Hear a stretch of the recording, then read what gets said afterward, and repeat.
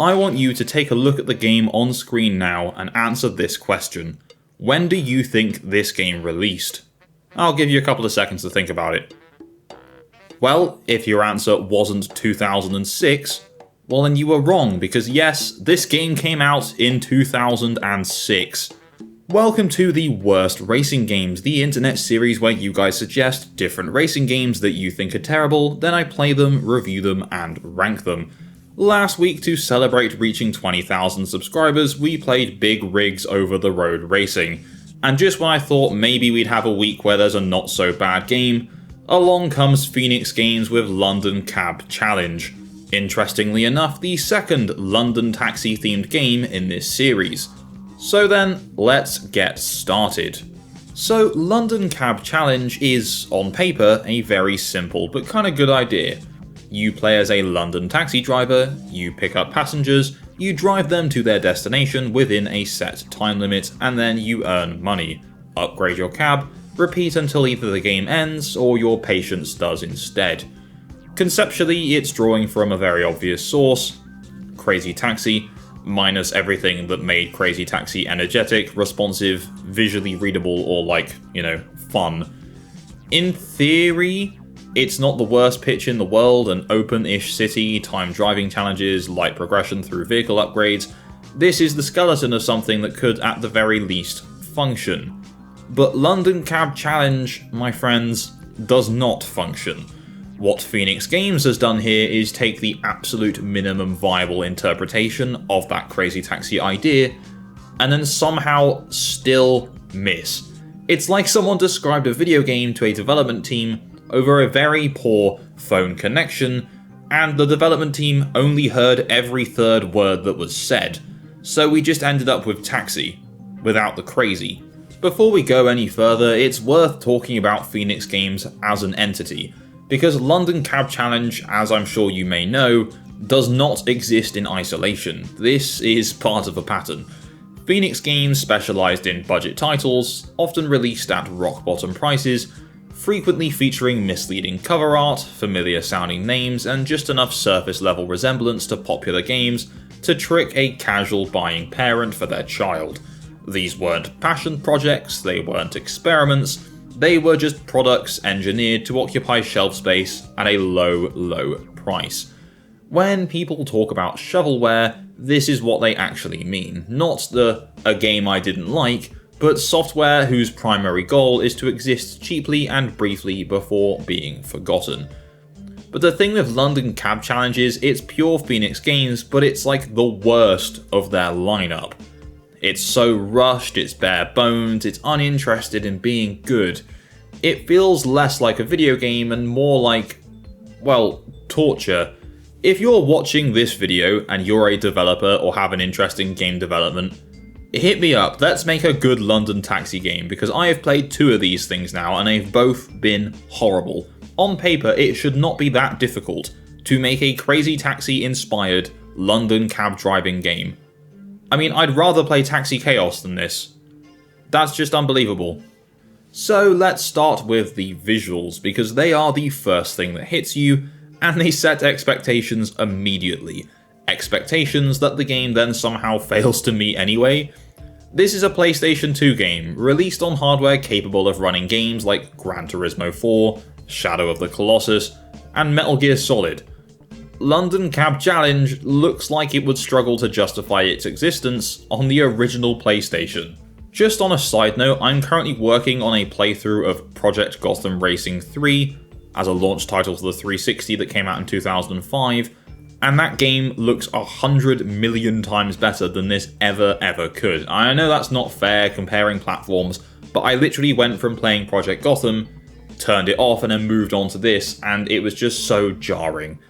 Anyway, the taxi model is astonishingly bad. It barely resembles a car. It looks more like a hovercraft from the back, and sometimes when the camera tilts a bit you can see 2 wheels kind of functioning at the front. Anyway, the proportions are wrong, the textures are horrible, and the whole thing just looks like it's kind of floating. It's very weird.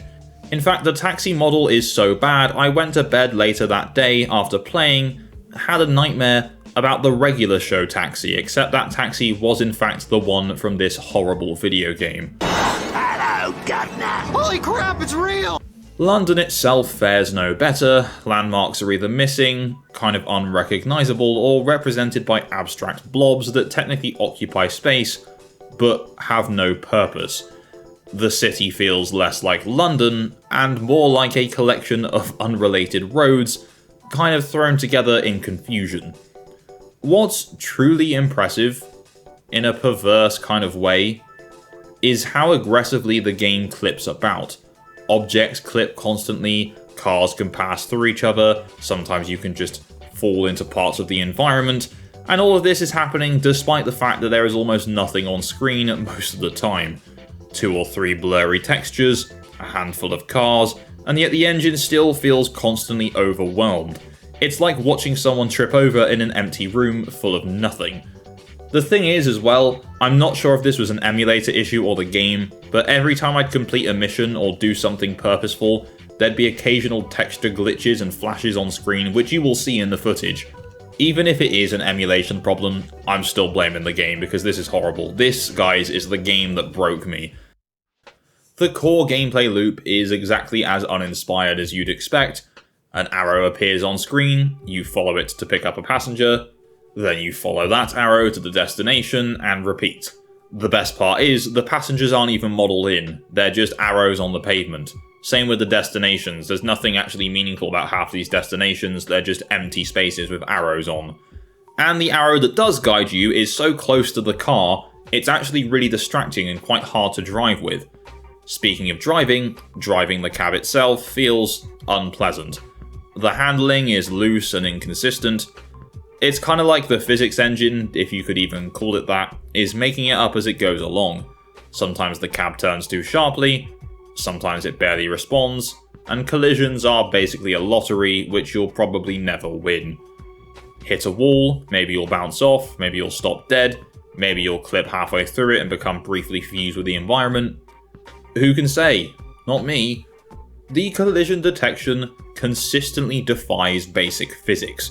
You can slam into objects at full speed and barely slow down, or gently brush against a curb and come to a complete halt.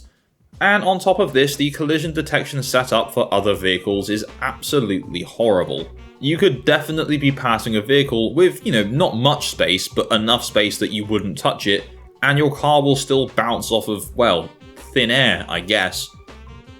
Now, just quickly before we move on, if you're new around here, then please consider hitting that subscribe button and tapping the bell to stay up to date with my future uploads. It's all greatly appreciated, and whilst you're at it, if you haven't hit that like button, then please consider doing so. It really helps out more than you probably think. Anyway, let's talk about the traffic. Traffic AI is where things truly unravel. Cars will randomly stop in the middle of the road for literally no reason. Not at intersections like they're taking a junction, not for pedestrians because there aren't any, they simply decide that's just where they're gonna park.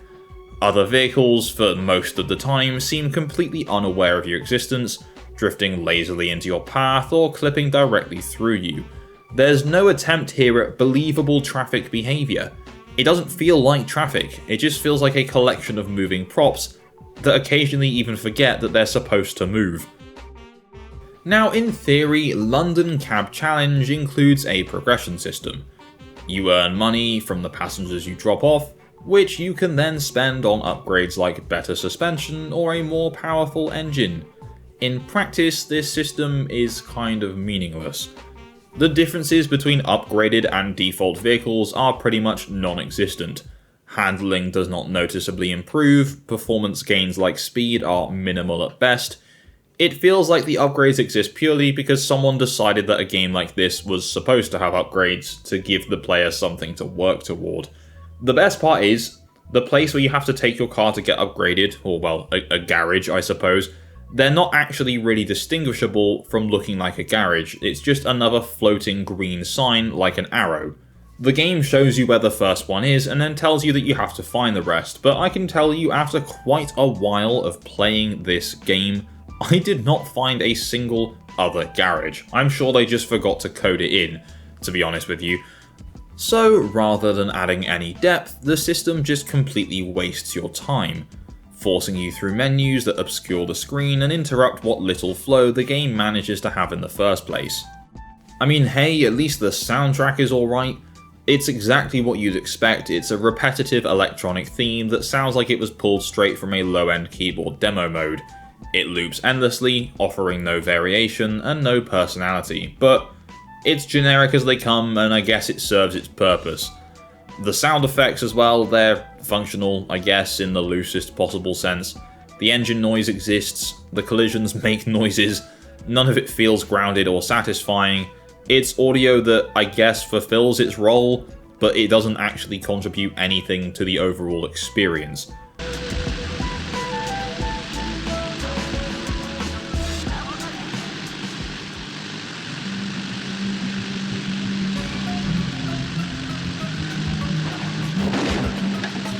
And when you pause the game to check the map, the engine noise just keeps playing infinitely, which is really annoying. One of the strangest things about London Cab Challenge is not just that it's bad, but that it feels unfinished in a way that suggests to me that nobody ever intended to finish it properly. There's a hollowness to the experience that goes beyond that low budget. Plenty of low-budget games manage to feel cohesive. This does not. The city is large enough to imply openness, but empty enough to discourage exploration. Roads exist, but they don't really go anywhere. I was never curious about what was around the next corner, because the game teaches you in your first 2 minutes that the answer to that question is absolutely nothing of interest. There are no side activities, no optional challenges, no secrets, no sense that the world exists independently of the arrow telling you where to go. I mean, hey, at least that other horrible London taxi game had collectibles to find to an extent, and different unlockable cars. I don't know, guys, it just feels like a prototype that shipped accidentally and we all just kind of went along with it. Every fare in London Cab Challenge is functionally identical. You pick up the floating arrow pretending to be a passenger, you drive to the destination with nothing exciting at the end, beat the timer, which is very forgiving, get paid, repeat. There's no narrative framing, not even any interesting passenger dialogue, no escalating difficulty curve. The timer is the only source of tension, and even that doesn't really do its job. In better games, timed challenges force you to master mechanics or shortcuts. Here they just expose how unreliable the mechanics are. Losing time because of your own mistakes feels fair in these games. Losing time because traffic AI froze in the middle of the road or I bounced from car to car because of poor collision detection just feels insulting. And this happens, like, all the time. There is no sense of accomplishment when you drop off a passenger, no feedback beyond a number going up. The game doesn't celebrate success because it doesn't really seem to care whether you succeed or not because you've already paid the low price for entry. Okay, I can't take any more of this game, so let's rank London Cab Challenge. There is literally no other tier for this game other than Pure Evil. And whilst we're at it, it's going right at the back of Pure Evil because this is probably my least favourite game we've covered in this series. Yeah, Burnout Legends was rough and offended me because I love Burnout, but oh man, this game is fucking horrible. I did not enjoy a single second of it. Ironically, unironically, in any way whatsoever, this game haunts me in my sleep. It's horrible. I cannot recommend to anyone for any reason to check out this game. The only part of this game that you need to see is what I've shown you in this video, and hopefully you will never have to see it ever again. Also, as this was a 2006 PS2 game, there's basically no reviews, no sales information, or anything. So, thankfully it seems that the world has mostly forgotten about London Cab Challenge. London Cab Challenge is not just one of the worst games on the PlayStation 2, it's also one of the most unnecessary. It does not fail spectacularly, it just fails quietly, wasting potential, time, and somebody's shelf space. There is literally no reason to revisit it, no reason to preserve it beyond documentation. It exists purely as evidence of what happens when the goal is to ship something, not to make something. And so that brings us to the end of our look at London Cab Challenge for the PS2, and with it, this week's episode of Worst Racing Games. Congratulations guys, we found a game that finally broke me. It's been entertaining at least, but I will gladly move on. Thank you very much for watching. If you enjoyed this video, please don't forget to leave a like, and if you haven't done so already, please consider subscribing and tapping the bell for notifications. A massive shout out to my Patreon subscribers, and all I really have left to say is thanks and goodbye.